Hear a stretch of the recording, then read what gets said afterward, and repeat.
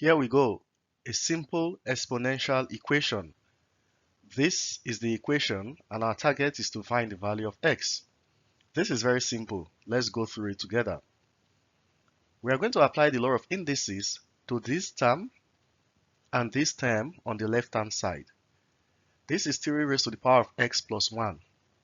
According to the law of indices, we can break this down into a product of 3 to the power of x and 3 to the power of 1. This is what I mean. 3 to the power of x times 3, according to the law of indices, the bases are the same. So you can take the base and add the power. The power here is x, the power of 3 here is 1. So 3 raised by x times 3 is the same thing as 3 to the power of x plus 1, where this 3 is the equal base, x is this x, and 1, the power of 3 here is this 1. You add them, product law. Similarly, you do the same thing here. 3 to the power of x times 3 to the power of negative 1. The bases are the same. You take the base, you add the power, and power is x for this one plus negative 1. That gives us x minus 1. And that is equal to 90.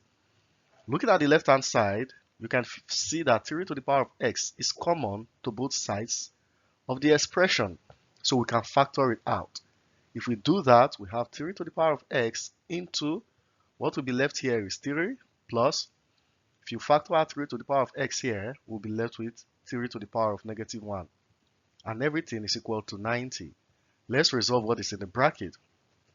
3 to the power of x into 3 plus, the inverse law of indices says that 3 to the power of negative 1 is simply the inverse of 3. So it is 3 plus 1 all over 3.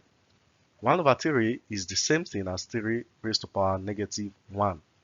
Everything equals 90. Let's continue with the bracket. 3 plus this, if you take the LCM is 3.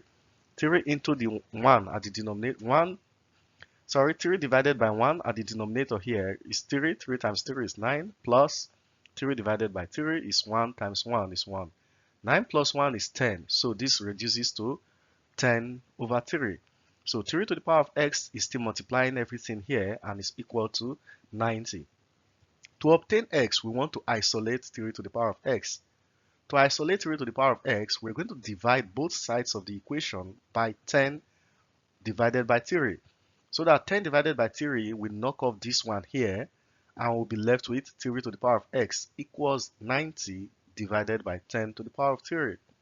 Remember, if you change division to multiplication, you inverse the divisor, which is the fraction dividing.